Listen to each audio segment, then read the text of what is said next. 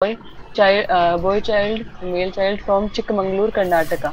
Chief complaint है उसकी not growing well since last 1 year of age. तो इसमें हम अगर चीफ कंप्लेंट को अप्रोच करेंगे तो इसमें सबसे पहले इन्होंने जो कंप्लेंट बताई है वो यही है कि जो बच्चा है वो प्रॉपर तरीके से ग्रो नहीं कर रहा है सिर्फ 1 साल से। तो उसको हम किस तरीके से ले सकते हैं कि जो अगर बच्चा ग्रो नहीं कर रहा है तो वो कोई एक्यूट प्रॉब्लम की वजह से भी कर सकता है, कोई क्रॉनिक प्रॉब्लम की वजह से भी कर सकता है। वो ऑर्गेनिक भी हो सकता है, कोई उसका फंक्शनल भी हो सकता है और साइकोलॉजिकल भी हो सकता है। और कभी कभी होता है कि ये पेरेंट्स के हेड मतलब पेरेंट्स को लगता है कि उनका बच्चा ग्रो नहीं कर रहा है। बाकी फिर हम उसका रूल आउट कैसे करेंगे, एंथ्रोपोमेट्री लेंगे, ग्रोथ चार्ट में उसको प्लॉट करेंगे, उसमें हम देखेंगे कि वो कहाँ पे स्टैंड करता है, कौन से परसेंटाइल पे स्टैंड करता है। उससे अपन निकालेंगे कि वो शॉर्ट स्टेचर है कि अप्रोप्रिएट फॉर एज है कि ओवर वेट है कि ओवर हाइट है, किस हिसाब से है। तो हमेशा एंथ्रोपोमेट्री लेके ग्रोथ चार्ट में उसको प्लॉट करना है। उसके बाद जैसे उन्होंने बोला कि वो ग्रो नहीं कर रहा है तो हम उसके आगे क्या क्या क्वेश्चंस पूछेंगे उससे। तो उसमें हम take history of birth regarding antenatal पूछेंगे, मैटरनल प्रॉब्लम्स पूछेंगे, जेस्टेशनल एज, उसका बर्थ वेट कितना था, और जो भी उसको कोई क्रॉनिक प्रॉब्लम तो नहीं थी, क्रॉनिक कार्डियक, रीनल, रेस्पिरेटरी, कोई जीआईटी डिसऑर्डर, कोई भी क्रॉनिक इलनेस तो नहीं थी। ये सब हम रूल आउट करेंगे। तो सबसे पहले आती है कि एएनसी हिस्ट्री। एएनसी हिस्ट्री में दिया हुआ है कि नॉन कंसैगुइनस मैरिज है, G2A1, mother age at conception is 23 year, no history of fever and rash during the pregnancy, मतलब कोई फीवर विथ रैश की हिस्ट्री नहीं है। एज भी सही है 23, क्योंकि रिस्क फैक्टर कौन सा होता है, लेस देन 16 ईयर और मोर देन 32 ईयर, तो दोनों ही नहीं है। तो एज भी सही है, नॉन कंसैगुइनस मैरिज भी है, no history of drug intake भी नहीं है, no history of pregnancy induced hypertension, diabetes, mellitus, तो कोई भी यहाँ पे सिग्निफिकेंट हिस्ट्री नहीं है। फिर आता है anomaly scan was normal at 3 months and in third trimester scan it was found that fetus is IUGR। तो हमको दिया गया है कि 3 महीने पे उसका एनोमली स्कैन किया गया था जो कि नॉर्मल आया था, फिर थर्ड ट्राइमेस्टर पे किया गया जिसमें IUGR बताया था। इसमें सेकंड का है नहीं। बाकी नॉर्मली क्या होता है कि जैसे फर्स्ट ट्राइमेस्टर में जैसे एम्ब्रियोजेनेसिस होती है, सेकंड ट्राइमेस्टर में ऑर्गेनोजेनेसिस होती है, थर्ड में उसका वेट गेन होता है। तो अगर इसका मान के चलें कि फर्स्ट और सेकंड ट्राइमेस्टर या अर्ली फीटल जो पार्ट है उसका उसके एनोमली स्कैन नॉर्मल आया है, तो होता क्या है, जो अर्ली फीटल लाइफ होती है उसके अंदर सेल का नंबर बढ़ता है, मतलब सेल का नंबर साइज इंक्रीज होगा, नंबर बढ़ेगा। लेट में क्या होता है, उसका साइज बढ़ता है, उसका वेट गेन होता है। तो यहाँ अपने वाले केस में प्रॉब्लम है लास्ट ट्राइमेस्टर में, मतलब ऑर्गेनोमेगेली एम्ब्रियोजेनेसिस में कोई दिक्कत नहीं है, नंबर ऑफ सेल्स में कोई दिक्कत नहीं है, साइज ऑफ नंबर उसका हैम्पर हुआ है, इसलिए IUGR उसका वेट वहां पे गेन प्रॉपर तरीके से नहीं हुआ है। एएनसी हिस्ट्री को आगे अपन इवेल्युएट करेंगे। तो इसमें एएनसी हिस्ट्री बताई कोई सिग्निफिकेंट नहीं है। पहले तो सिग्निफिकेंट क्या है, सिर्फ अपने पास anomaly scan in third trimester जो कि IUGR बताया था। तो so we know in early fetal life there is increase in number of cell and in later infancy there is both increase in number and size of cells, because in third trimester there is weight gain of fetus. So here no major abnormal finding in early fetal life. फिर आती है birth history उसकी। तो birth history में term delivery है, 38 week है, normal vaginal delivery हुई है, बर्थ वेट 1.9 kg, लेंथ हमको पता नहीं है, क्राइड इमीडिएटली आफ्टर बर्थ है, कोई हाइपोग्लाइसीमिया या प्रोलॉन्ग न्यूनेटल जॉन्डिस की हिस्ट्री नहीं है। तो बर्थ हिस्ट्री में सिग्निफिकेंट हमारे पास क्या है, IUGR। बर्थ वेट उसका कम आया है, बाकी उसके अलावा बर्थ एस्फेक्सिया, हाइपोग्लाइसीमिया या जॉन्डिस की कोई भी हिस्ट्री सिग्निफिकेंट नहीं है। फिर इसमें अपन देखेंगे जो डिस्कशन अगर बर्थ हिस्ट्री पे करेंगे तो फुल टर्म है, NSVD है, weight gain less than 2 kg है, मतलब LBW बोलेंगे इसको हम, लो बर्थ वेट 1.9 kg। इसके अलावा कोई और सिग्निफिकेंट बर्थ हिस्ट्री हमको नहीं मिली है। फिर आती है post natal history. Postnatal में है feeding well, had recorded height gain during the immunisation visit, weaning was appropriate, noticed him to be short since last 1 year, मतलब सिर्फ अभी कितने 3 ईयर और 10 मंथ का है, मतलब उसको मान सकते हैं हम 4 साल का, तो अप्रोक्सीमेट 4 ईयर का है। तो उसको सिर्फ 1 साल से ही प्रॉब्लम हुई, उसके पहले का उसका फीडिंग जो भी हिस्ट्री है वो अप्रोप्रिएट है। reassured for catch up by doctor but continued to be short, मतलब बाद में उसको कंटिन्यू करने को बोला, brought at 3 year and 10 month for further evaluation, he had also got dropped of the left eye, मतलब टॉसिस भी है, लेफ्ट आई का ड्रोपिंग बताया यहाँ पे, लास्ट 4 मंथ से है, able to identify the object and the colours, बाकी विजन में उसको कोई दिक्कत नहीं है, आइडेंटिफिकेशन में कोई दिक्कत नहीं है, एक लेफ्ट आई में उसको ड्रोपिंग है। नेगेटिव हिस्ट्रीज में देखें तो there is no shortness of breath, cyanosis. 1 minute. So just go back to the first slide. First slide, huh? Okay. So child is 3 year and 10 month old child and not growing well. Next slide. Okay, Not now growing well का okay, next one. ANC. Okay, now here comes. Okay, now child is IUGR and in the third month scan it. Sorry, in the third trimester scan it was found that IUGR. What is the relationship of IUGR with the not growing well? Do you have any relationship? एक मतलब वो बताया था कि जब small for gestation होता है तो उसमें दो तरीके से होता है क्या था अप और डाउन वाला एक था कि जिसमें अगर स्मॉल फॉर जेस्टेशन एज है तो उसको इंट्रायूटेरिन अगर फैक्टर प्रॉपर नहीं मिल रहा है तो बाहर आके वो अच्छे से ग्रोइंग मतलब अच्छे से ग्रो करेगा, लेकिन अगर लार्ज फॉर डेट है उसको मतलब इंट्रायूटेरिन अच्छे से मिल रहा था तो बाहर आने के बाद वो अच्छे से ग्रो नहीं करेगा. It's okay, that's very good. तो चैनलिंग अप दूसरा और है, चैनलिंग डाउन बोलते हैं. so do you think this is IUGR or SGA baby? आपको क्या लगता है कि what is the difference between IUGR and SGA? SGA is small for gestational age and IUGR is intrauterine growth retardation. Percentile wise कैसा होगा? SGA means less than 10 percentile. है ना? SGA means less than 10 percentile of weight for the gestational age, whereas IUGR is less than -2 SD or less than third percentile. You can go and clarify these things. Okay, so you have to differentiate between SGA and IUGR. हालांकि यहाँ पे the thing is IUGR is actually gynecological interest. So IUGR कौन बोलते हैं? जो हमारा obstetricians है ना, वो हमेशा बच्चे को क्या बोलते हैं कि IUGR बोलते हैं. ठीक है, बच्चा IUGR है. बट एज ए पीडियाट्रिशियन हमारे लिए IUGR से भी ज़्यादा है कि eight the time of the birth हम देखना चाहते हैं कि बच्चा SGA है, बच्चे अप्रोप्रिएट गेस्टेशन एज है या लार्ज फॉर गेस्टेशन एज है. IUGR से एक्चुअली एज ए पीडियाट्रिशियन हमें ज़्यादा फ़र्क नहीं पड़ता है. हमें तो वो बच्चा SGA है क्या या AGA है क्या या LGA है क्या, ये इम्पोर्टेंट है. Anyway this is good thing. और गो फर्दर. तो यहाँ पे आपने एक बताया कि what is the relationship of this first trimester और सेकंड ट्राइमेस्टर में बच्चा नॉर्मल है और थर्ड ट्राइमेस्टर में बच्चा जो है एकदम वेट कम हो गया. क्या कारण हो सकता है here? Do you think it is a nutritional problem और do you think it is ये जो IUGR हुआ is it do you think it is a symmetrical IUGR और एसिमेट्रिकल IUGR? ये एसिमेट्रिक होगा. क्यों? लास्ट ट्राइमेस्टर में जो होता है मतलब सिमेट्रिक का तो प्रोग्नोसिस भी सही नहीं होता है, वो अर्ली फीटल लाइफ में इफेक्ट कर देता है फीटस को. लेट में जो करता है वो एसिमेट्रिक. ओके, सो इन्फेक्शन का कोई हिस्ट्री है यहाँ पे? नहीं, कोई हिस्ट्री नहीं है. एंटीनेटल पीरियड में there is no history of infection है ना. हाँ. And no history of drug intake. Do you think any particular drugs can cause IUGR or any such problems? कोई ड्रग का? Because you have asked the history, no history of drug intake. और यहाँ पे drug का क्या मतलब है? मतलब कौन सा ड्रग की वजह से बच्चे को IUGR हो सकता है? Any idea? No sir. Okay, no problem.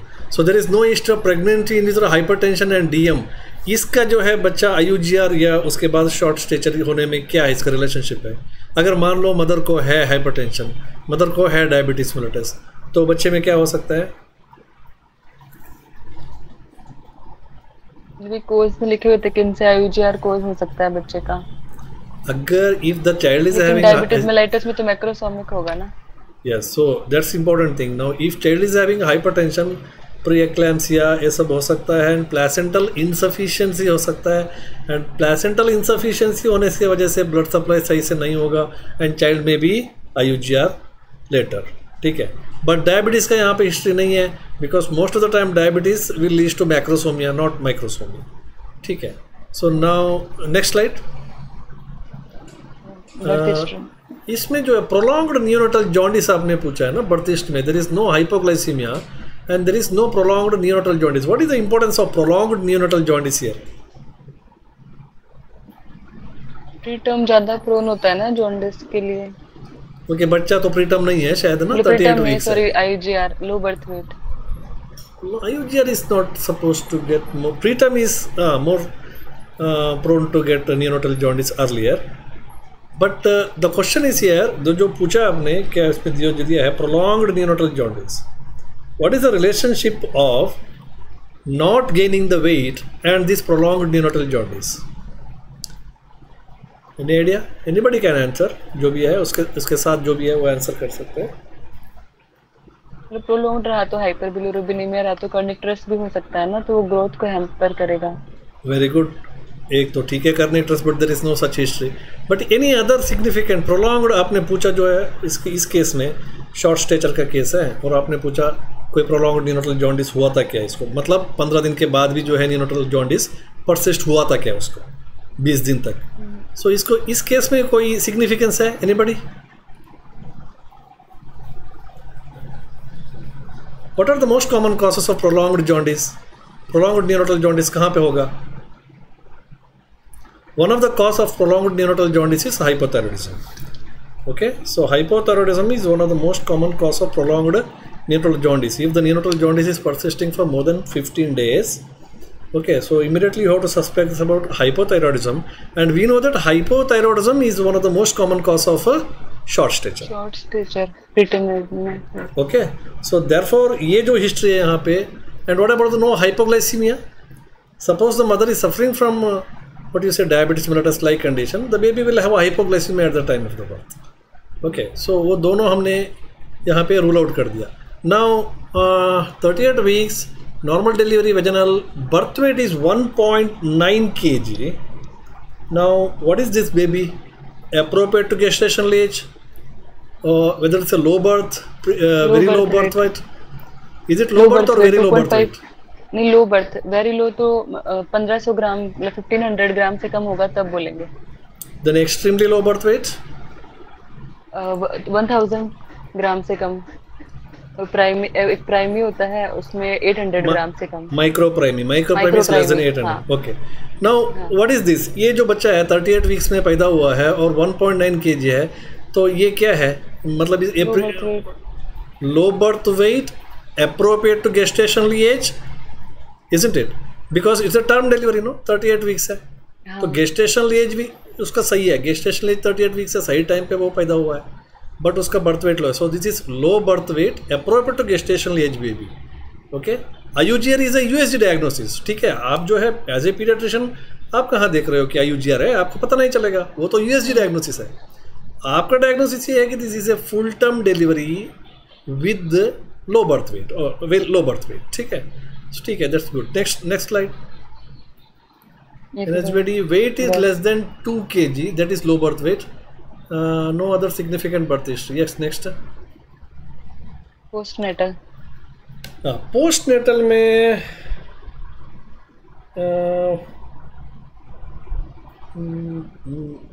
then postnatal. Okay, एक तो हाइपोग्लाइसीमिया का हिस्ट्री भी आपने पूछा था, एक तो मैंने बताया डायबिटीज मेलिटस का, और एनी अदर सिग्निफिकेंस जो हाइपोग्लाइसीमिया वहाँ पे पूछने का? whether there is any relationship with the hypoglycemia and growth hormone?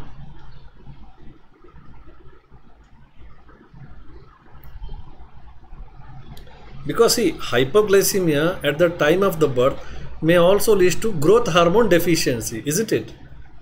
In the sense, if there is a hypoglycemia, blood supply कम हो रहा है या न्यूट्रिएंट्स कम मिल रहा है पिट्यूटरी ग्लैंड को, तो हो सकता है कि इनिशियली ही जो है पिट्यूटरी ग्लैंड जो है आपका इफेक्ट हुआ, और पिट्यूटरी ग्लैंड इफेक्ट हो गया तो along with other hormones even the growth hormones में भी आल्सो गेट अफेक्टेड। शुरू में ये जो इंसल्ट हो गया तो ग्रोथ हार्मोन का डेफिशिएंसी की वजह से भी जो है बच्चे को ये जो शॉर्ट स्टेचर आया होगा, इसलिए हमने वो क्वेश्चन वहाँ पे पूछा हाइपोग्लाइसीमिया का। Okay, so anyway next, any other things here? इसको लेफ्ट आई में, बाकी तो सब ठीक है। There is a ptosis in the left eye. Okay, okay, any significance of this ptosis? अच्छा, length of the baby is known at the time of the birth? Length वो पता नहीं इसमें है कि not known. Yes, this is very important because in the discharge summary we have to write the length of the baby because this helps to identify the future problem at the earliest. यहाँ पे birth weight है, सब कुछ पता है, but हमें length नहीं पता है, तो ये एक बहुत बड़ा मिस्टेक है। So always in the discharge slip there should be length. अगर यहाँ पे length मिल गया तो हम बहुत कुछ यहाँ पे एसेस कर सकते थे, but there is no length. Okay, now there is a left eye ptosis is there. Now we have to identify that. He is able to identify the objects and colors. Okay, colors कौन सा as में बच्चा identify करना शुरू करता है? 4 year, 3 to 4 है. Okay, by 3 years usually, by 3 year usually baby start identifying the colors. ठीक है. Okay, now what you say about this IUGR and all and ponderal index? Ponderal index तो कितना है? Symmetric में more than 2 और asymmetric में less than 2. So can you get a ponderal index here? नहीं, पर weight है ना, weight अपन में height उसकी length तो है ही नहीं. That's the problem. What is the formula used for ponderal index? Gram upon centimeter cube into 100. Gram upon divided by centimeter cube into 100. मतलब weight in gram divided by height length in centimeter का cube into 100. So problem is we cannot calculate ponderal index here because we don't have the length. But if you have got USG में अगर आपको length मिल गया है suppose, तो उससे निकाल सकते हैं expected fetal weight और length से. So although discharge summary में length नहीं है, अगर USG में रिपोर्ट में कोई लेंथ वगैरह लिखा हुआ है 3rd ट्राइमेस्टर में, तो वहाँ से लेकर के आप ponderal index निकाल सकते हैं. No problem. Yes, go next. Post natal history हो गया. Next negative history. Negative history. Come. There is no shortness of breath, cyanosis, cough, fever. There is no diarrhoea, steatorrhoea, abdominal pain, no headache, vomiting, seizure, no constipation, lethargy, feeding difficulty, no polyuria, jaundice, abdominal distension, melena and no blood transfusion. तो इससे हम जैसे shortness of breathe नहीं है उसको, तो इससे हम रूल आउट कर सकते हैं. रेस्पिरेटरी प्रॉब्लम नहीं है उसको, कफ नहीं है, फीवर नहीं है, और डायरिया, स्टेटोरिया मतलब मेटाबॉलिक प्रॉब्लम नहीं है, जीआईटी से रिलेटेड नहीं है, वॉमिटिंग नहीं है इसको, और लिथार्जी ये सब नहीं है, मतलब इसको हेडेक नहीं है, तो अपन सीएनएस को भी एक्सक्लूड कर सकते हैं. नो ब्लड ट्रांसफ्यूजन मतलब कोई भी क्रॉनिक इलनेस की हिस्ट्री नहीं है जिसमें उसको ब्लड ट्रांसफ्यूजन की जरूरत पड़ी हो. What is the significance of asking cyanosis? मतलब कोई कार्डियक प्रॉब्लम तो नहीं है ना associated? Congenital chronic congenital problems are one of the cause of growth retardation. ठीक है, जो भी है क्रॉनिक कॉन्जेनिटल प्रॉब्लम अगर उसको है, that is also one of the most common cause of growth retardation. ठीक है, that may be the cause of short stature, because ये सब किस में आता है? सिस्टमिक डिसऑर्डर्स में. सिस्टमिक डिसऑर्डर्स में cough, fever, there is no diarrhoea. Okay, steatorrhoea, what is the role of steatorrhoea? मतलब फैट का मेटाबॉलिज्म से रिलेटेड वो नहीं है, एनबोरर मेटाबॉलिज्म नहीं है कुछ भी. Can you name 1 or 2 disorders which leads to short stature because of fat malabsorption?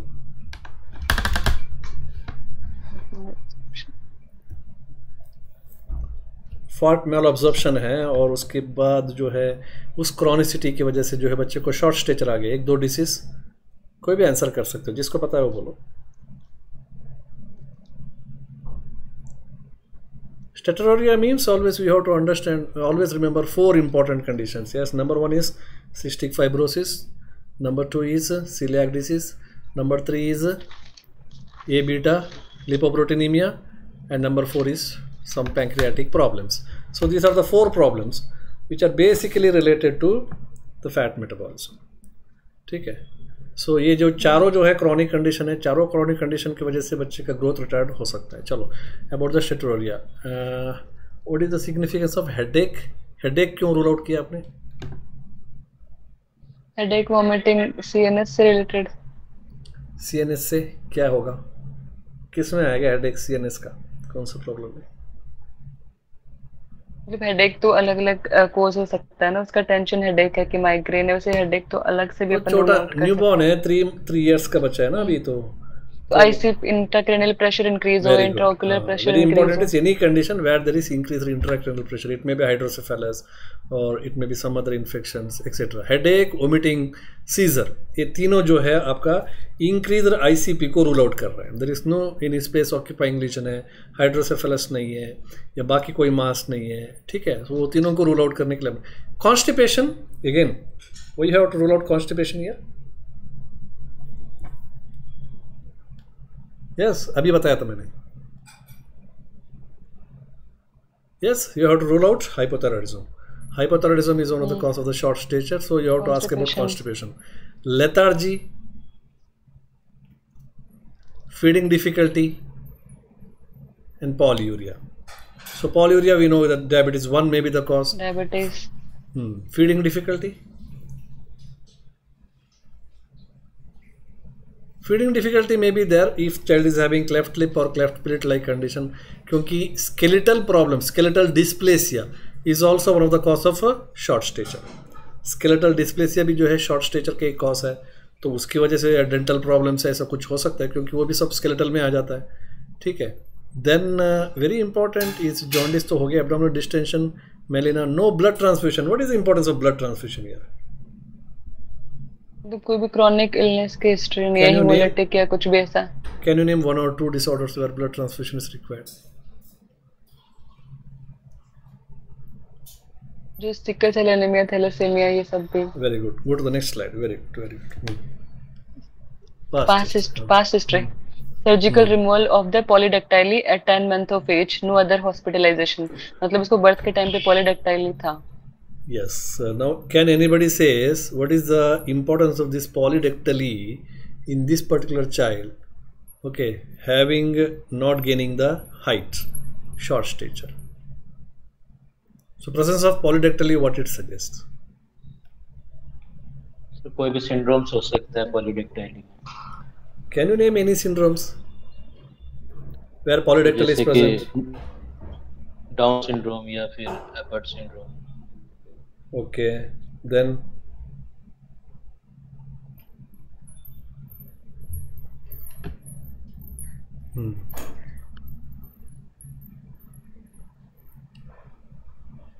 okay, very good, no problem. So definitely it may be sometime is seen in case of skeletal dysplasia also. जो ectodermal dysplasia हम जब बोलते हैं इसको, जो ectoderm से जो भी डिराइवेट होगा, जितना भी बोन्स है, कॉटलेज है, स्किन है, वो सब एक्टोडर्म से डिराइव होने वाला चीज़ है. ठीक है. अगर एक्टोडर्म में ही प्रॉब्लम है तो वहाँ पे एबनॉर्मल बोन ग्रोथ का पॉसिबिलिटी है, because we know that skeletal dysplasia is one of the most common cause of short stature. So हमें हिस्ट्री में देखना चाहिए कि ऐसा कुछ चीज़ें मिल रहा है क्या. एक चीज़ हमें मिल रहा है पॉलीडेक्टली, जो स्केलेटल डिस्प्लेसिया की वजह से हो सकता है. एक चीज़ हमें मिल रहा है पॉलीडेक्टली जो सिंड्रोम्स की वजह से हो सकता है. Now can you name some of the syndromes? No, see this baby is IUGR, है ना. This baby is you can say SGA या IUGR. Can you name any one syndrome which is in which the baby is SGA and baby is having short stature? Any one syndrome? Russell. Yes, you're right. What is that? Silver Russell. Silver Russell syndrome. Noonan. Okay. Silver Russell syndrome, पता है आपको, इसमें बहुत छोटा रहता है बच्चा, short stature रहता है बट एक्टिव रहता है, शॉर्ट स्टेचर रहता है, ट्रायंगुलर फेस है, and that baby is usually SGA. ठीक है. तो यहाँ पे IUGR या SGA. सो दिस बेबी में बी ए सिल्वर रसेल सिंड्रोम और Russell silver syndrome. So this is when you get A typical history of SGA या IUGR, और उसके साथ बाद में आपको मिल रहा है कि शॉर्ट स्टेचर का हिस्ट्री. ठीक है. तो you have to think about SGA. Now I think suppose if the baby is not thriving well in the first year of the life. ठीक है. और उसके बाद जो है सेकेंड ईयर के बाद बच्चे को ओबेसिटी बढ़ गया. कहाँ पे मिल सकता है ये? जैसे फर्स्ट ईयर में आप, हाँ, प्रेडर सिंड्रोम, फर्स्ट ईयर में आपको ऐसा लगेगा कि बच्चा शॉर्ट स्टेचर में जा रहा है, और सेकेंड ईयर के बाद लेंथ तो ज़्यादा नहीं बढ़ रहा है तो वेट तो बहुत ज़्यादा बढ़ेगा. That's very typical of Prader syndrome. So of course इसमें जो है प्रेडर का जो चांस नहीं है, बट सिल्वर रसेल सिंड्रोम का चांस हो सकता है. And do you think it is a consanguineous marriage और non consanguineous? Non consanguineous marriage. So as it is non-consanguineous marriage, ठीक है, so chromosomal problems are less likely. Anyway, no problem. So presence of the polydactyly also made us to think about some of the syndromes, and also made us to think about some of the skeletal dysplasia like condition. Go next. Developmental milestone. तो उसका gross motor, head control 6 month, roll over 6 month, sitting without support 8 month, walking alone 17 month, runs well 2 year, ride the bicycle. इसका दिया है. तो ये थोड़ा बहुत delay है, ज्यादा डिले नहीं है, अप्रोक्सीमेट 2 to 3 मंथ हर चीज उसकी डिले है. फाइन मोटर जो है reaches and grasp the object 5 month, transfer the object 8 month, pincer grasp 10 month, scribbling 15. तो ये भी ऑलमोस्ट नॉर्मल है उसका. मतलब इतना ज्यादा इसमें डिलेड नहीं है। Language cooing 2 month, monosyllable 9 month, bisyllable 14 month, jargon speech 16 month. Jargon speech होते हैं वर्डलेस जो बच्चा बोलता है, वो 16 मंथ पे सेज द राइम्स। तो ये भी थोड़ा बहुत डिले, जैसे मोनोसिलेबल 6 मंथ पे आना चाहिए, इसका 9 मंथ पे है। बाइसिलेबल है वो अप्रोक्सीमेट 9 मंथ पे आता है, तो 14 मंथ पे है। Social smile 2 month, stranger anxiety 6, bye bye 10, point out object 10। तो ये भी ऑलमोस्ट नॉर्मल है। मतलब थोड़ा बहुत लिंगुअल, थोड़ा बहुत ग्रॉस मोटर उसका डिलेड है, बाकी सब नॉर्मल है। Lingual and gross motor is delayed. Do you have any comments on this? Why this gross motor is delayed or lingual is delayed? जो थोड़ा बहुत जो भी डिले है, it may be because of IUGR baby और it may be because of SGA baby, ठीक है ना। लो बर्थ वेट भी है, पिकअप कर रहा है वो, ये भी हो सकता है। बट अभी बच्चे का जो एज है वो पिकअप से ऊपर चला गया है ना, 3 साल का है अभी। हाँ, जो भी पिकअप करना है, हाँ, तो वो नहीं है, बट थोड़ा बहुत पीछे है।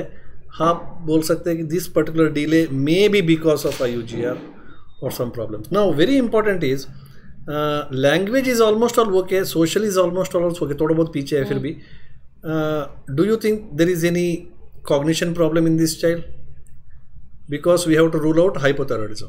Hypothyroidism is one of the most common cause of mental retardation. तो हो सकता है इसमें कुछ ऐसा नहीं, हिस्ट्री में भी नहीं है और सोशल इसके माइलस्टोन भी प्रॉपर है। तो okay, go next. Nutritional history उसकी, तो exclusively breast fed till 5 month of age and mixed diet at present. We can assess caloric requirement for this age. अभी 3 ईयर 10 मंथ है, ऑन अप्रोक्स उसको 4 year भी मान सकते हैं। और उसका जो वेट है वो 12 kg है। इसमें हम रिक्वायरमेंट निकालेंगे, 1000 किलो कैलोरी पर केजी पर डे होती है, अप टू 10 kg। और उसके बाद 50 किलो कैलोरी पर केजी पर डे के अकॉर्डिंग उसको बढ़ानी है। 20 kg के बाद में 20 बढ़ानी है। तो इसमें 12 kg है, तो 10 kg के बच्चे में होती है 1000, तो 11 kg के बच्चे में 1050, और 12 kg के बच्चे में 1100। तो इसमें 12 kg का अपना जो बच्चा है उसमें होगी 1100 किलो कैलोरी। इसके अलावा एक और तरीका है कि ये है वेट के अकॉर्डिंग। अगर ईयर के अकॉर्डिंग करना हो तो a child up to 1 year of age, मतलब जो 10 kg का बच्चा था 1 ईयर पे होता है, उसमें कितना अपन ने किया था कि 100 किलो कैलोरी। उसके बाद पर ईयर उसको अपन क्या करेंगे, 10 किलोज बढ़ाना है पर ईयर के अकॉर्डिंग। तो 1 ईयर है, 1 ईयर पे 100, फिर एक ईयर बढ़ाते जाएंगे। अभी अपना 3 ईयर 10 मंथ ऑन अप्रोक्स मान सकते हैं 4 साल का। तो उसको अपन 1 साल पे कितना 100 1000, 1 साल पे 1000, 2 साल पे अपन कितना बढ़ा रहे हैं, एक्सपेक्ट कहाँ गया, 100 किलो कैलोरी बढ़ाना है उसका। वही कहाँ गया, add 100 kilo calorie for every additional year. तो 1000 प्लस 100 1100, फिर 1100 प्लस 100 करेंगे 2 साल में तो 1200, और 3 साल पे 1300। वो अपना 4 साल है तो approximate 1400 kilo calorie per day आएगी उसकी। The above calculation are only crude estimate and reflect the minimum requirement at these ages. मतलब ईयर के हिसाब से भी निकाल सकते हैं, वेट के अकॉर्डिंग भी निकाल सकते हैं। ऑल अप्रोक्स इसकी आ रही है 1100 से लेकर के 1400 किलो कैलोरी पर डे, इतना उसको जाना चाहिए। फिर इसका हिस्ट्री में है वो जो ले रहा है, हिस्ट्री में जो ले रहा है उसके अकॉर्डिंग वो कैलोरिक डेफिसिट अपन ने निकाली। तो इसमें 1300 मानी है एवरेज, तो उसमें जा रही है 1170, तो उसका डेफिसिट है। उसके बाद जो प्रोटीन इंटेक है उसको अपन निकालेंगे 0.8 ग्राम पर केजी पर डे से, तो जानी चाहिए 20, लेकिन उसमें है 22। तो ये भी सही है, मतलब कैलोरिक और प्रोटीन उसका ऑलमोस्ट नॉर्मल है, इतना डेफिसिट नहीं है। ओके, अभी इसमें कैलोरिक डेफिसिट 10% है ना? हाँ। So, do you think this 10% caloric deficit is can cause short stature? No. There is this much papers of Bhargava. Okay, look it. So 10% जो caloric deficit है, can this be a cause for the short stature, not gaining the weight? Nutritional deficit हो सकता है। किसी बच्चे को जो है 10% कैलोरी डेफिसिट है, इसकी वजह से जो है इसका हाइट नहीं बढ़ रहा है, क्या ये पॉसिबल है? नहीं, हाइट इतना मतलब इतने पे नहीं होगी। यूजुअली 10% जो है एक सिग्निफिकेंट नहीं है। अगर कैलोरिक डेफिसिट आपका 30% है, 40% है, so then it may cause some of the growth failure, ठीक है। बट इफ द 10% है जो लॉन्ग टर्म से चल रहा है, देन हाइट कम हो सकता है। फॉर एग्जाम्पल 10% उसको डेफिसिट चल रहा है, मान लो आप एंटीनेटल पीरियड से ही चल रहा है उसको up to 3 years, so then this long duration 10% deficit may cause short stature. After birth अगर उसको ऐसा 10% चल रहा है, so then there is less likely be a cause of a short stature. So protein is also okay. So nutritional history is nothing to do here. Next. Immunisation proper हुआ है उसका, family history में no short stature in the first degree और the second degree relatives, no delayed puberty in the family and parents, mother menarche 14 year and father attained puberty at 16 year, socio economics history extend. So family history में आप कुछ बोलना चाहते हैं? Family में जैसे no short stature in first degree, मतलब familial नहीं है। कॉन्स्टिट्यूशनल में क्या होता है कि डिलेड मतलब हो सकता है कि उसके मदर फादर ने मतलब डिलेड गेन किया हो हाइट, तो वो बच्चा भी उसके अकॉर्डिंग डिले करेगा। फैमिलियल में क्या होता है, मदर फादर की अगर शॉर्ट हाइट है तो बच्चे की भी शॉर्ट हाइट होती है। कॉन्स्टिट्यूशनल में क्या होता है कि अगर मदर फादर की हाइट नॉर्मल भी हो सकती है, उसमें बोन एज बस कम होती है, उसमें बच्चा प्रॉपर ग्रो कर सकता है, लेकिन जो 18 ईयर मिड पेरेंटल हाइट अपन उसको करेंगे थोड़ा सा वो 50th परसेंटाइल से लेस होगा, बाकी बच्चों के कंपैरिजन में अच्छे से ग्रो कर लेगा, मतलब डिलेड होगा थोड़ा सा, जो उसको 12 ईयर तक हो जाना चाहिए 14 to 16 ईयर तक उसकी हाइट गेन हो जाएगी। Now there is a question. Father attained puberty at 16 years. ठीक है, father attained puberty at 16 years. Do you have any significance of this particular sentence? Mother का नहीं है, फादर का। कोई भी एक टाइप का जो है आप शॉर्ट स्टेचर को यहाँ पे डिफरेंशिएट कर सकते हैं। कॉन्स्टिट्यूशनल फैमिलियल में तो हाउ फैमिलियल में तो नॉर्मल प्यूबर्टी, डिलेड प्यूबर्टी होती है कॉन्स्टिट्यूशनल में।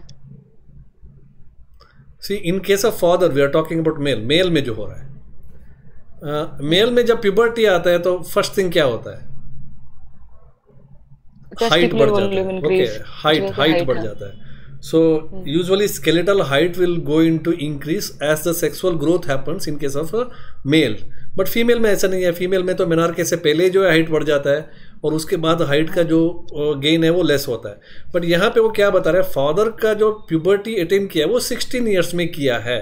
इसका मतलब राइट टाइम में उसका प्यूबर्टी आया है और राइट टाइम में उसका हाइट भी बढ़ गया है, राइट टाइम में उसका हाइट भी बढ़ गया है। तो प्रोबेबली अगर इस बच्चे को आप लेके जाएंगे तो इसका भी हो सकता है कि अगर प्यूबर्टी राइट टाइम में आ गया तो इसका भी हाइट बढ़ सकता है।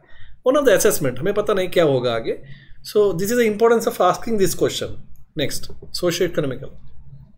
Extended nuclear family, no family dispute. Father is a mill worker, mother is homemaker. He has seen given good care.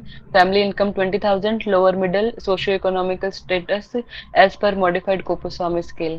Yes, कल भी बताया था Kuppuswamy scale is adopted for 3 important aspects. What is that?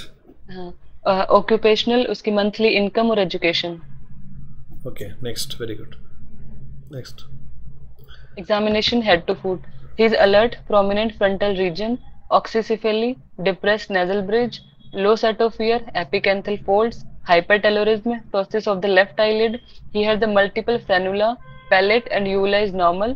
There is right post-axial polydactyly and spine is normal. इसमें हम देखेंगे कि prominent frontal region, frontal bossing है, oxycephaly मतलब premature fusion हुआ है उस sutures का, डिप्रेस्ड नेजल ब्रिज है, लो सेट ईयर है, एपिकेंथल फोल्ड्स भी, हाइपरटेलोरिज्म मतलब दोनों आईज मिडल जो सेंटर है आईज के बीच में का गैप ज्यादा है, टॉसिस है उसको लेफ्ट आई में, मल्टीपल फ्रेनुला जो टंग के बीच में होता है नीचे वो मल्टीपल है, पहले ट्यूबुला तो उसका नॉर्मल है, और पोस्ट एक्सियल ये तो प्री एक्सियल पॉलीडेक्टाइली, एक होता है पोस्ट एक्सियल पॉलीडेक्टाइली। जो रेडियस साइड में होता है, थंब साइड में वो प्री एक्सियल है और जो अल्नर साइड में होता है वो पोस्ट एक्सियल है। तो इसको अल्नर साइड में एक पॉलीडेक्टाइली है, तो मतलब ये कुछ इसे हम रूल आउट कर सकते हैं कुछ सिंड्रोमिक की तरफ जा रहा है, मतलब इतने सारे उसका डिस्मॉर्फिक फीचर्स प्रेजेंट है। यस, कौन कौन सा डिस्मॉर्फिक फीचर्स है इसमें? Frontal bossing, oxycephaly, depressed nasal bridge, low set of ear, epicanthal fold भी, हाइपरटेलोरिज्म भी है, और जो पोस्ट एक्सियल पॉलीडेक्टाइली। ऑक्सीसेफेली में शेप कैसे होता है? मतलब ऊपर से ऐसे ट्रायंगल जैसा, ऊपर से जैसे वो प्रीमेच्योर फ्यूजन हो जाएगा सूचर्स का, तो जैसे मतलब ऊपर जो पैराइटल है बोल सकते हैं, कौन सा सूचर्स का प्रीमेच्योर फ्यूजन हो रहा है, कौन सा सूचर्स का? कोरोनल, सजाइटल बीच वाले को क्या बोलता है? ऑक्सीसेफेली मतलब क्या है, बोर्ड शेप्ड हो रहा है बच्चा, मतलब हेड साइज बोर्ड शेप्ड हो रहा है या स्क्वायर शेप हो रहा है? नहीं, स्क्वायर नहीं है। अगर बोर्ड शेप हो गया तो उसको क्या बोलेंगे?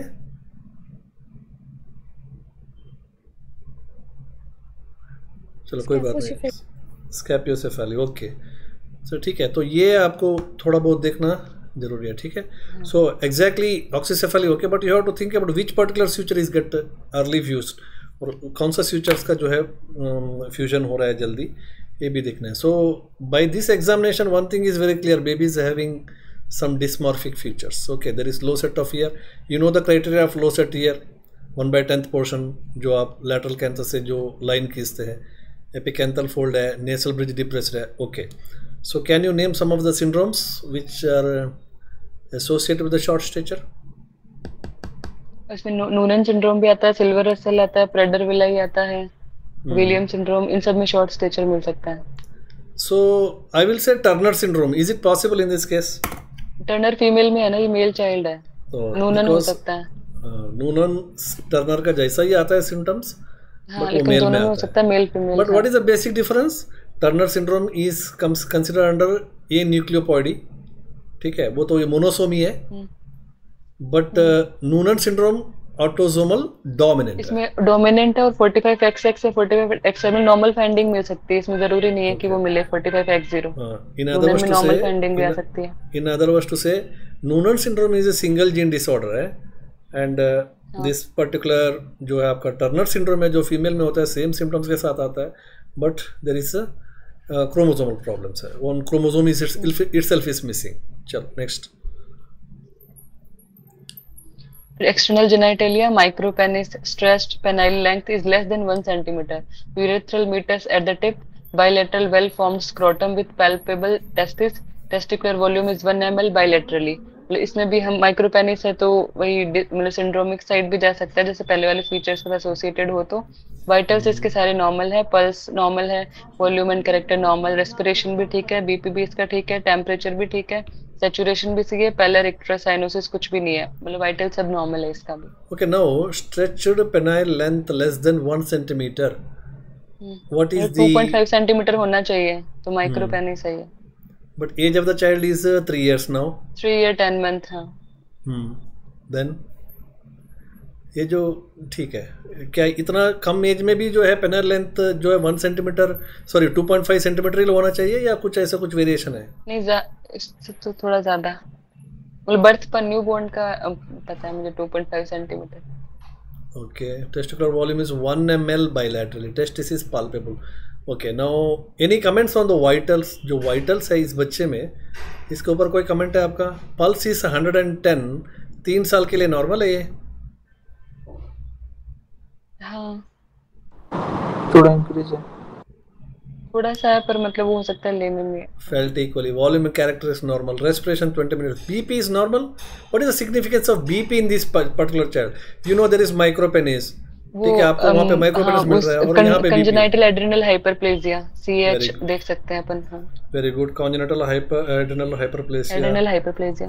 Can you name any specific इसमें जो है डिसीज, कौन सा एंजाइम बीपी का डेफिशिएंसी? वो अलग अलग है, 21 है, उसमें 7, तो उसमें डिक्रीज किसमें है? एल्डोस्टेरोन है ना, डिक्रीज, बीपी ज्यादा, तो ज्यादा मिले 11 में और 13 में, जिसमें 1 पहले है, उसमें एल्डोस्टेरोन ज्यादा होता है। ठीक है, पीडालेडिमा है, जनरलाइज्ड लिम्फोडेनोपैथी, ये सब नहीं है, क्लबिंग नहीं है। Okay, go for the next slide. Anthropometry main important, जो शॉर्ट स्टेचर के लिए। वेट उसका 12 kg है, तो उसका वेट एज कैसे निकालते हैं अपन? जैसे हम ग्रोथ चार्ट पे प्लॉट करते हैं, एक्स एक्सिस पे उसका ईयर होता है, वाई एक्सिस पे उसका वेट और हाइट होता है। तो उसमें अपन ने जैसे प्लॉट किया, कितना 12 kg आया, कितना 3 year 10 month, अप्रोक्सीमेट 4 year की एज पे अपन ने प्लॉट किया 12 kg, वो कहाँ पे आ रहा है? फिर उस लाइन को अपन ड्रॉ करेंगे 50th परसेंटाइल पे, 50वें परसेंटाइल पे, वो जहाँ पे क्रॉस होता है वो उसका वेट एज कहलाता है। जैसे कि ये 12 kg है, लेकिन एज कितनी? 3 year 10 month, मतलब 4 साल के आसपास है, तो इसकी वेट एज कितनी? 24 month, मतलब 2 साल। इसका जो वेट है वो 2 साल के बच्चे के बराबर है, इसकी जो वेट एज है वो 2 साल है, मतलब 50 परसेंटाइल पे अपन क्रॉस करके देखते हैं। आगे ग्राफ भी मैंने डाले हैं, उसमें एक बार दिखा दूंगी। और इसका जो एक्सपेक्टेड है इस ईयर पे वो 16 kg के अप्रोक्स होना चाहिए, तो मतलब वेट भी इसका कम है, और ये पूरा 3rd परसेंटाइल पे आ रहा है, ना बिलो है ना ऊपर है, 3rd परसेंटाइल पे आ रहा है ड्रॉ करने पे। हाइट जो है वो 74.5 सेंटीमीटर है, हाइट एज वही जो अपन सेम निकालेंगे कि जो अपन ने 4 ईयर पे 74.5 ड्रॉ किया उस पे, फिर उसको अपन लाइन को ड्रॉ करेंगे 50th परसेंटाइल पे, जहाँ पे उसने क्रॉस किया वो उसका हाइट एज कहलाएगी। तो 14 मंथ के आसपास आती है इसकी। ये जो इसकी हाइट है 74.5, इसको ड्रॉ करने पे लेस देन थर्ड परसेंटाइल से भी नीचे ही आती है। इसकी जो एक्सपेक्टेड है वो अभी 100 सेंटीमीटर के आसपास होनी चाहिए। फिर इसका अपर सेगमेंट और लोअर सेगमेंट चेक करेंगे तो अपर सेगमेंट 42 सेंटीमीटर है, लोअर सेगमेंट 32.5 है। इसका जो रेशियो 1.29 डिवाइडेड बाई 1 है। तो इसमें क्या होता है कि जब न्यू बॉर्न होता है उस टाइम पे जो रेशियो होता है अपर सेगमेंट और लोअर सेगमेंट का 1.7 डिवाइडेड बाई 1 होता है। फिर उसके बाद जब वो 3 साल का होता है तो 1.3 डिवाइडेड बाई 1 होता है। उसके बाद 10 ईयर की एज पे दोनों इक्वल हो जाते हैं, 1/1 हो जाता है। अपने जो एज है बच्चे का 3 ईयर 10 मंथ मतलब 4 ईयर अप्रोक्सीमेट है। तो इसमें अभी किसका कितना आ रहा है, अप्रोक्सीमेट 1.3 डिवाइडेड बाई 1 आ रहा है। तो इसको अपन नॉर्मल मान सकते हैं, मतलब ये डिस्प्रपोर्शनेट नहीं है, क्योंकि एज के हिसाब से जो 1.3 डिवाइडेड बाई 1 होना चाहिए इसका भी 1.3 डिवाइडेड बाई 1 ही है। तो इसको अपन डाल सकते हैं प्रोपोर्शनेट शॉर्ट स्टेचर की कैटेगरी में। फिर जो हेड सर्कमफेरेंस है 46.5, तो इसको माइक्रोसेफेली मान सकते हैं, क्योंकि इसका एक्सपेक्टेड जो है इस एज पे 4 ईयर पे वो 47.5 टू 50.9 होना चाहिए। IAP और WHO की जो चार्ट है उसके अकॉर्डिंग इतना इसका होना चाहिए।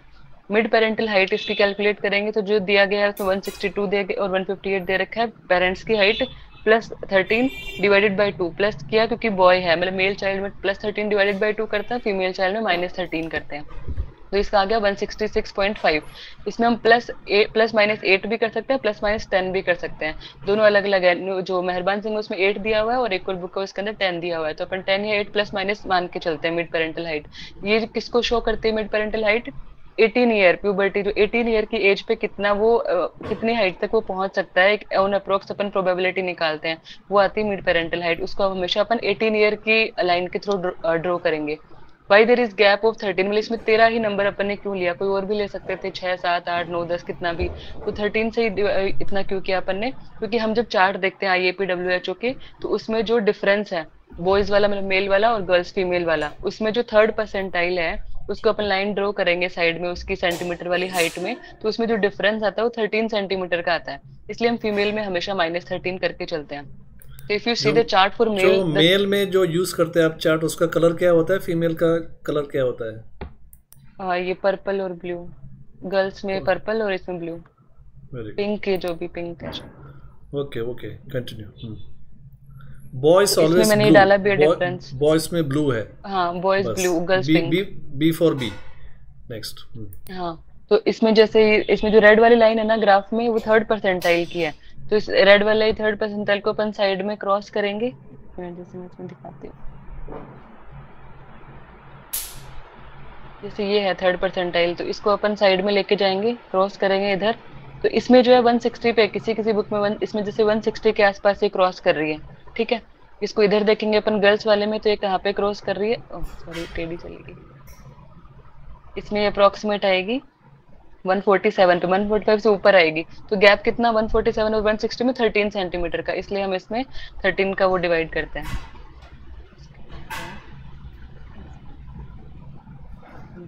फिर सिस्टमिक एग्जामिनेशन, उसका सिस्टम एग्जामिनेशन में cardiovascular, no precordial bulge, apex beat at 4th intercostal space, 1 centimetre medial to mid clavicular, line normal, S1 S2 no murmur, तो मतलब CVS उसका ऑलमोस्ट नॉर्मल है, प्रीकॉर्डियल बल्जिंग भी नहीं है, 4th इंटरकोस्टल स्पेस तो ये भी सही है, मतलब न्यू बॉर्न में 4th इंटरकोस्टल स्पेस में होती है। फिर जो 10 ईयर की एज पे वो 5th इंटरकोस्टल स्पेस में अपन मतलब आती है एडल्ट के इक्वली, तो भी 4th इंटरकोस्टल स्पेस में है इसका 4 ईयर की एज पे, 1 centimetre medial to mid clavicular line. Respiratory system trachea mid line में है, चेस्ट की शेप एंड साइज नॉर्मल है, एयर एंट्री जो है वो भी नॉर्मल है, कोई एडेड साउंड नहीं है, ये भी मतलब रेस्पिरेटरी रूल आउट करते नॉर्मल है। Abdominal not distended, not visible veins, scars, sinus, umbilicus भी सेंट्रल में है, इन्वर्टेड है, नो ऑर्गेनोमेगली और bowel sound normal. System examination उसका नॉर्मल है। ये तो अप्रोच है कैसे हम करेंगे, तो इसमें हम जैसे ये पूरा केस यहाँ तक था, इस केस को अप्रोच कैसे करेंगे, हम शॉर्ट स्टेचर बोलेंगे कब, जब height for age and sex is below 3rd percentile compare to rest of the population, height for age and sex less than 2 standard below, मतलब जो उसका पॉपुलेशन जैसे इंडिया में जो शॉर्ट स्टेचर वो अलग हो सकता है, चाइना या किसी और कंट्री में वो अलग हो सकता है, तो जो गिवन पॉपुलेशन है वहाँ का उसके अकॉर्डिंग उसका जो 3rd परसेंटाइल से नीचे होना चाहिए या 2 स्टैंडर्ड डेविएशन से कम होना चाहिए। तो ये जो साइड में ग्राफ है ये मतलब अभी का जो केस है उसका ड्रॉ करने के बाद का डाला हुआ है। तो इसमें जो उसका वेट और हाइट आई थी तो उसका वेट जो था वो 12 kg है, तो इसमें जैसे 12 kg ड्रॉ किया यहाँ पे अप्रोक्सीमेट, तो 12 kg इसमें आ रहा है थर्ड परसेंटाइल पे, थर्ड परसेंटाइल की लाइन पे ही क्रॉस कर रहा है। इसकी वेटेज निकालने का मैंने बताया था, तो वेटेज कैसे निकालेंगे, इसको साइड में क्रॉस करेंगे, जहाँ पे 50 परसेंटाइल वाली लाइन को क्रॉस करेगा वहां तक रुक जाएंगे, वहाँ कहाँ पे नीचे जा रही है 2 साल पे, मतलब 24 मंथ, तो इसकी 24 मंथ क्या हो गई, वेटेज हो गई। सेम ऐसे हाइट के लिए, तो हाइट इसकी थी 74.5, तो ये यहाँ पे है हाइट ये वाली, तो ये बिलो थर्ड परसेंटाइल से काफी नीचे है। ठीक है, इसको भी अपन वही अगर निकालेंगे कि कितना हाइटेज होना चाहिए, तो इसको 50 परसेंटाइल से क्रॉस करेंगे, फिर नीचे जाएंगे साइड में, तो ये अप्रोक्सीमेट 14 मंथ के आसपास, मतलब 1 साल है ना, 12 मंथ उसके आसपास आती है, तो 14 या 12 मंथ के आसपास, मतलब 1 ईयर के बराबर इसकी अभी हाइट है। 74.5 हमें पता है 1 ईयर पे होती है। तो ये हो गया वेटेज और हाइटेज निकालने का तरीका। उसके बाद ड्रॉ कर दिया अपन ने। ये सिंपल कमेंट है यहाँ पे कि जब आप इसका वेट हाइट देख रहे हैं थर्ड परसेंटाइल से काफ़ी नीचे है ना, बहुत नीचे है। सो आप इसको थर्ड परसेंटाइल नहीं है, शायद ये -3 पे है ऑलमोस्ट ऑल, क्या लगता है इसमें बोलेंगे? हाँ, so when it is extremely low, third percentile से बहुत ज़्यादा नीचे है, और थर्ड हो गया, 3 हो गया, 2 हो गया, 1 हो गया, 0 हो गया, -1 -2 -3 तक आ गया। So now this is not called as short stature, and this comes under the category of dwarfism. Okay, this is not called as short stature. ठीक है, सो इसको अब इसमें this is the importance of growth chart plotting. Growth chart को जो plot करने का importance यही है कि see now this case is not consider as short stature, rather this is consider as extreme short stature, और it is called as dwarfism. So and we know that dwarfism क्यों होता है, cretinism की वजह से भी हो सकता है, congenital hypothyroidism. Why there is a dwarfism? Growth hormone deficiency. Yes, now see, without doing any investigation, without doing anything, ज़्यादा बिना पूछे हुए हमें एक आइडिया मिल गया है कि शायद यहाँ पे ग्रोथ हार्मोन का डेफिशिएंसी हो सकता है, क्योंकि ये जो परसेंटेज क्या है कि आपका एक्सपेक्टेड यहाँ पे अगर होता ये लाइन पे होता तो ठीक है, इसको शॉर्ट स्टेचर हम मानते, ठीक है, 1% नीचे है तो भी मानते, बट ये लगभग बहुत नीचे है, -3 पे है। So probably there is a chance of some growth hormone deficiency, but we are not sure, variation तो आ सकता है, बट ग्रोथ चार्ट के हिसाब से हमें ऐसा लगता है कि there is a growth hormone deficiency. Now growth hormone deficiency mean it looks like endocrinal. So do you think height and weight are no proportionate here? बच्चे का वेट कितना है? नहीं, वेट तो वेट भी थर्ड परसेंटाइल पे ही है, मतलब लेकिन नीचे नहीं है, एग्जैक्ट थर्ड परसेंटाइल पे है। हाइट से ज्यादा है वेट? हाइट के अकॉर्डिंग तो मतलब दैट मींस बच्चे का जो हाइट है, बच्चे का जो वेट है वो हाइट का अकॉर्डिंग है, अप्रोप्रिएट है, या वेट बहुत ज्यादा है हाइट बहुत कम है, ऐसा है? नहीं, ऐसा तो नहीं, ज्यादा तो नहीं है, अगर ज्यादा होता तो एंडोक्राइनल में जाएगा ना, अगर वेट ज्यादा होता है। सो होता है तो ये ग्रोथ हार्मोन डेफिशिएंसी जैसा लगता है, बट ये दूसरा क्राइटेरिया आप लगाएंगे हाइट और वेट का, तो हाइट का माने वेट बहुत ज़्यादा नहीं है हाइट का हिसाब से, है ना। अगर एंडोक्राइनल होता तो वेट बहुत ज़्यादा होता, हाइट कम होता। सो तो फिर यहाँ पे कंफ्यूजन आ गया, ये हो सकता है कि ग्रोथ हार्मोन डेफिशिएंसी, नहीं भी हो सकता है। आगे बढ़ो। हाँ, फिर इसमें मिड पेरेंटल हाइट को यहाँ पे किया, मिड पेरेंटल हाइट अपनी आई थी 166.5, तो ये अप्रोक्सीमेट आती है 25 परसेंटाइल पे, यहाँ पे 25 परसेंटाइल है, इस पे आ रही है ये। अब इसमें अपन क्या करते हैं, +10 या -10 मान के चलते हैं कि जो प्यूबर्टी 18 ईयर का जब होगा तब तक वो कर सकता है, तो इसमें +-10 करेंगे तो 150.5, तो ये थर्ड परसेंटाइल से नीचे आ रही है।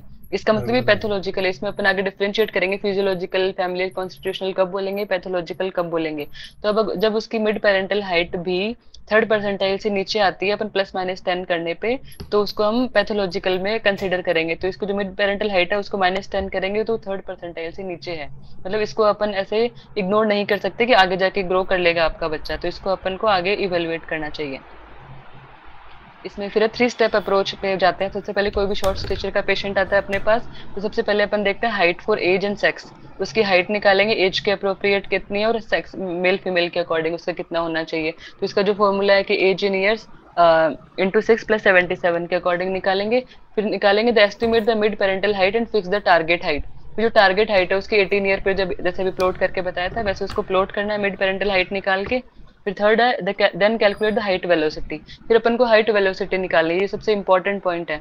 जब भी अपने पास कोई शॉर्ट स्टेचर का आता है तो उसके लेकिन इसके लिए हमें क्या जरूरत पड़ती है कि उसका प्रीवियस डाटा कि जो पहले का उसका है अपने पास हाइट होनी चाहिए 1 ईयर पे 2 ईयर पे या कभी, तो ताकि अपन पर ईयर निकाल सकते हैं। जैसे कि 2 ईयर पे अपने पास अगर हाइट होती है उसकी कि 80 है 85 है, फिर 3 ईयर 10 पे है अपने, तो अपन उसका पर ईयर कैलकुलेट कर सकते थे। फिर उसको ग्रोथ चार्ट पे देखना है कि जो हाइट वेलोसिटी है वो ऊपर की तरफ कर्व जा रहा है या स्टैटिक है या नीचे की तरफ जा रहा है। तो अगर वो हाइट वेलोसिटी ऊपर की तरफ जा रही है तो भले ही वो कम है तो उसका मतलब वो ग्रो कर सकता है, लेकिन अगर हाइट वेलोसिटी उसकी कम है तो उसको अपन पैथोलॉजिकल मान सकते हैं। In given case height is below third percentile से कम है, जो टारगेट हाइट है is also below third percentile, so we can say it is pathological. Favourable factor इसके लिए क्या है, नो फैमिली हिस्ट्री भी नहीं है, क्योंकि ऐसा भी नहीं कि फादर मदर की हाइट शॉर्ट है, टारगेट हाइट है वो भी इसमें किस में जा रही है, शॉर्ट स्टेचर में जा रही है। फिर इसके जो कॉजेज अपन डिवाइड कर सकते हैं तो उसके लिए है कि इज नाइस, आइस से मतलब इडियोपैथिक मान सकते हैं कि जिसका अपन को कोज पता नहीं है, एस मतलब स्केलेटल हो सकता है, स्पाइनल हो सकता है, स्केलेटल डिस्प्लेजिया होता है जैसे कि डिस्प्रोपोर्शनेट शॉर्ट स्टेचर में होता है जिसमें कि लोअर सेगमेंट ज्यादा होता है अपर सेगमेंट के कंपैरिजन में। फिर एन से आता है न्यूट्रिशनल कोज हो सकता है, नर्चरिंग हो सकता है, डेप्रिवेशन मतलब पेरेंट्स या उसका मतलब अनाथ टाइप मान सकते हैं कि उसको प्रॉपर तरीके से केयर नहीं मिल रही है। आई से आइट्रोजेनिक कोई भी चिकित्सकीय उससे की वजह से हुआ है, जैसे कि स्टेरॉइड या रेडिएशन कुछ कंज्यूम हुआ है उसकी वजह से शॉर्ट स्टेचर हो सकता है। सी से अपन लेते हैं क्रॉनिक डिजीज हो सकती है, क्रोमोसोमल डिसऑर्डर हो सकता है, कोई भी टर्नर डाउन नूनन, और ई से एंडोक्राइनल कोई भी ग्रोथ डेफिशिएंसी हाइपोथायरॉयडिज्म। तो इसे अपन उसको कोज को कैटेगराइज कर सकते हैं। अपना जो केस है उसके अंदर ये आता है मैक्सिमम या तो क्रोमोसोमल में आ सकता है क्योंकि डिस्मॉर्फिक फीचर्स भी इसमें प्रेजेंट है। बाकी न्यूट्रिशनल को अपन रूल आउट, न्यूट्रिशनल को हिस्ट्री नहीं है, अपन अभी हिस्ट्री ली थी। इडियोपैथिक भी मान नहीं सकते क्योंकि इतने सारे अपने पास कोज हैं। उसका पहले का जो यूएसजी है थर्ड ट्राइमेस्टर वाली यूएसजी डिस्मॉर्फिक फीचर्स भी हैं। स्केलेटल हाँ एक बार के लिए मान सकते हैं स्केलेटल क्योंकि उसको जो पॉलीडेक्टाइली प्रेजेंट है एक बार के लिए। क्रोनिक डिजीज की कोई हिस्ट्री नहीं थी उसके अंदर। क्रोमोसोमल मान सकते हैं। एंडोक्राइनल में हम अभी ग्रोथ हार्मोन डेफिशिएंसी मान के चल सकते हैं। But there is one thing in the history if you notice जो माइक्रोपेनिस है and weight is very important to look the mid line defect. ये जो है मिड लाइन में डिफेक्ट आ सकता है, ठीक है। मिड लाइन डिफेक्ट क्या होता है? मिड लाइन डिफेक्ट बीच का जो प्रॉब्लम है वो क्लेफ्ट लिप है, क्लेफ्ट पैलेट हो सकता है। हमने जो टंग में फ्रेनुलम भी देखा था, हमने टंग में जो है फ्रेनुलम भी देखा था, मल्टीपल फ्रेनुलम वो नहीं है। बाकी जो है मेनिंजोसील है, मेनिंजोमाइलोसील है, ठीक है। इसी तरीके से अम्बिलिकल प्रॉब्लम है, बच्चे को अम्बिलिकल हर्निया है eight the time of the birth, तो ये सब मिड लाइन डिफेक्ट में आता है। और एक मिड लाइन डिफेक्ट यहाँ पे आ गया है, वो क्या है? वो माइक्रोपेनिस है, क्योंकि वो भी जो है मिड लाइन में है, वो भी जो है मिड लाइन में है। So there may be some other mid line defect also, okay. तो एक हमें मिला, स्पाइनल में कुछ नहीं मिला बट माइक्रोपेनिस वाला एक मिला हमें, वो भी एक मिड लाइन डिफेक्ट है। भी है ना इसमें, हाँ मल्टीपल फ्रेनुलम भी है। तो हो सकता है कि एक और मिड लाइन डिफेक्ट है जो स्कल के अंदर हो सकता है। What is that? Pituitary gland. आपका पिट्यूटरी ग्लैंड आप देखेंगे वो भी मिड लाइन में है। सो हो सकता है there may be some problem in the pituitary gland also, because वो भी मिड लाइन में है। वो अभी हमें तो MRI वगैरह किया तो पता चलेगा, अदरवाइज हमें पता नहीं चलेगा। So this is very important. When one midline defect is there, so you have to also suspect some of the other midline defects which may be existing in the body.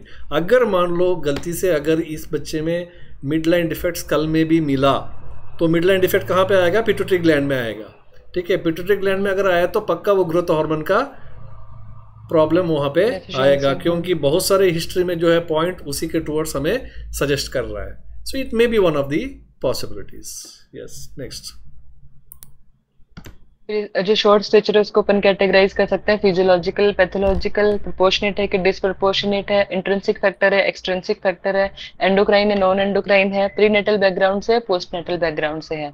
तो उसमें अगर physiological है तो familial हो सकता है, constitutional हो सकता है। फैमिलियल अगर शॉर्ट स्टेचर है तो इसमें जो फाइनल हाइट है वो जो है लेस देन थर्ड परसेंटाइल मतलब पेरेंट्स की एज के अकॉर्डिंग होगी। और जो children with constitutional delay of growth and puberty will usually have a bone age that is less than their chronological age. मतलब कॉन्स्टिट्यूशनल में हमें बोन एज होती है वो क्रोनोलॉजिकल एज के कंपैरिजन में कम मिलेगी। And in most cases neither parents is short and in most cases one parent was a late maturer, मतलब उसमें लेट प्यूबर्टी की हिस्ट्री मिलती है। I think today we will. I think we will stop today here. Tomorrow we will continue the same thing. ठीक है? तो history का मैंने केस का बैकग्राउंड क्या है हमें पता चला, तो सभी लोग अब जाके पढ़ो इसका बारे में। और इसका जो डिफरेंशियल डायग्नोसिस है इसको जो है हम नेक्स्ट क्लास में कंटिन्यू करेंगे। ठीक है, जी सर। क्योंकि सबको जो है उसके बारे में सोचने का एक टाइम मिले थोड़ा बहुत। So tomorrow everybody come prepare for this. इसी केस को हम कल इसको कंटिन्यू करेंगे, ठीक है। तो एक दिन में ज़्यादा हो जाएगा इसका लोड। पहले इसको समझे अच्छे से, बहुत सारी चीज़ हमें मिला है। अभी हमें डिसाइड करना है कि ये फिजियोलॉजिकल है, पैथोलॉजिकल है, सिंड्रोमिक है, एंडोक्रिनल है, स्केलेटल है, जो भी है। So that we will see in the next class, ठीक है। Thank you, sir. Thank you, sir. So with this we